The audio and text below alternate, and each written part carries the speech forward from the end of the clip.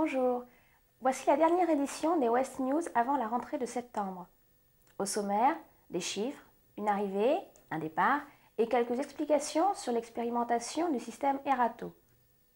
C'est d'ailleurs par cela que nous commençons. Début juin, le CRNA West a fait l'objet d'une expérimentation s'inscrivant dans le cadre du projet Erato développé au CENA de Toulouse. C'est un projet qui a démarré en 86 à l'initiative d'un ancien contrôleur qui est devenu ingénieur, c'est Marcel Leroux. Et l'objectif, c'est de concevoir des outils d'aide au contrôle en utilisant les nouvelles technologies actuellement disponibles liées à l'intelligence artificielle en fait. 4 contrôleurs brestois ont été impliqués dans cette opération.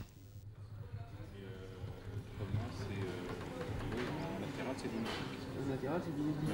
Mais vous assurez d'abord le latéral si ça est deux. Il faut savoir qu'ils sont venus pendant 15 jours travailler à Toulouse sur la maquette. Ils se sont formés et ils connaissent très bien Erato. Lors de l'expérimentation à Brest, 3 ergonomes du CENA étaient chargés d'observer les contrôleurs lors de séances de simulation de trafic. Tourner, pas tourner, donc t'as le choix, t'es pas du tout pris à la gorge. 3 caméras filmaient les contrôleurs, les strips et le scope radar afin de permettre une analyse ultérieure complète et détaillée. Et là, il y a eu beaucoup de conflits. Bah, il y avait des conflits, mais c'était pas... Je sais pas comment ils ont arrêté ça.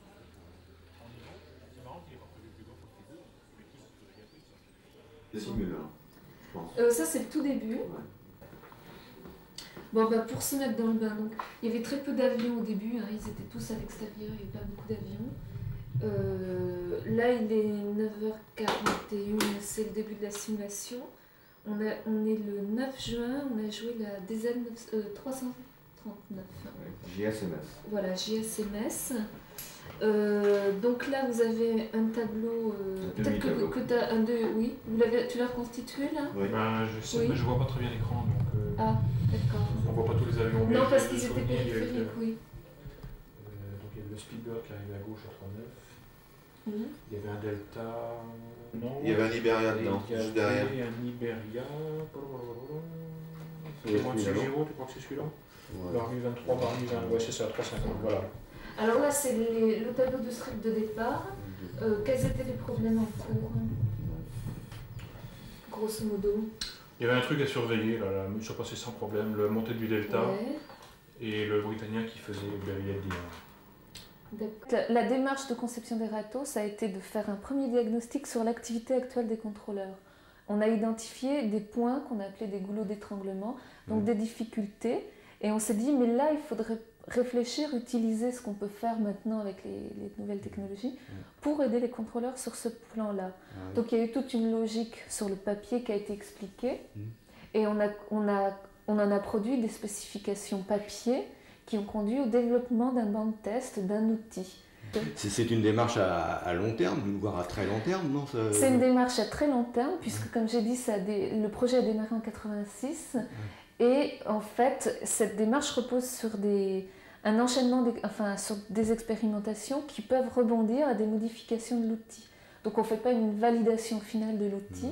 À partir des réactions des contrôleurs, des difficultés rencontrées avec l'outil Erato, on est amené à modifier et à prendre en compte les remarques qui ont été faites et ensuite probablement à revenir travailler avec les contrôleurs de façon à voir si on a réellement amélioré l'outil. Donc c'est un cycle itératif d'expérimentation.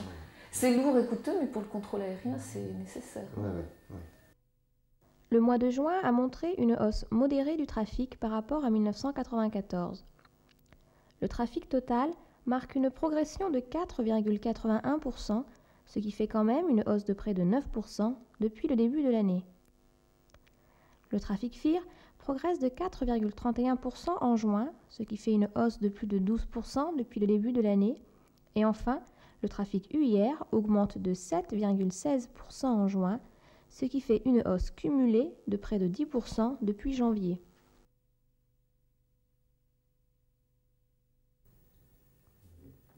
Une arrivée maintenant avec la présentation d'une nouvelle collègue de la centrale électrique et un départ, celui de Jean-Michel Pavidic, qui vient de terminer son 3e stage à la subdivision instruction. Depuis quelques semaines, la centrale électrique s'est embellie d'un nouvel agent. Elle est T2EAC, filière TE, et s'appelle Isabelle Beucher. Elle a 22 ans et n'est pas vraiment brestoise. Tu n'es pas originaire de la région? Non, pas du tout. Je suis originaire de Du Doubs, dans l'Est. Ah oui. Et tu supportes le climat maritime quand même? Ouais, pas mal. Après la rédaction de son rapport de fin de stage, elle devrait être affectée définitivement au Serena West, où elle assurera avec ses collègues masculins la surveillance et la maintenance des nombreux systèmes de la centrale électrique. Fin juin, Jean-Michel Pinvidic a fêté son 3e départ du Serena West. Jean-Michel Pinvidic est élève ingénieur en informatique à l'ENSIC de Rennes et a effectué ses 2 premiers stages en entreprise dans nos murs. Il n'y a pas perdu son temps puisque c'est lui qui a créé le programme TIDEJ qui permet de connaître à l'avance les flux de trafic océanique. C'est aussi lui qui a battu les QCM en usage à la subdivision instruction. Et c'est encore lui qui nous a concocté le programme informatique de gestion du personnel de la subdivision instruction. Voici le logiciel créé par Jean-Michel Pinvidic. Ce logiciel doit nous permettre de gérer le planning et des formations organisées par la subdivision instruction. Donc ce logiciel comporte une base de données dans laquelle on va trouver gérer les instructeurs, les stagiaires pris en compte par la subdivision instruction. Les différentes promotions donc affectées au CRNA sont gérées également les indisponibilités des instructeurs, à savoir les congés et les stages. Alors à partir de cette base de données, il est possible de gérer les emplois du temps des formations que l'on a en compte. On peut ainsi sortir le planning hebdomadaire des stages que l'on a en compte,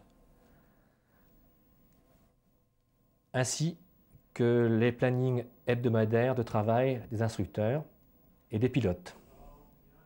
Donc voici le planning d'une semaine de formation d'un module 4 que l'on peut éditer sur papier, remettre à l'intéressé, d'ailleurs comme aux instructeurs. Et voici le planning, le programme qu'on peut remettre à un instructeur. Ce magazine est terminé, je vous souhaite donc de bonnes vacances et on se retrouve en septembre. Au revoir.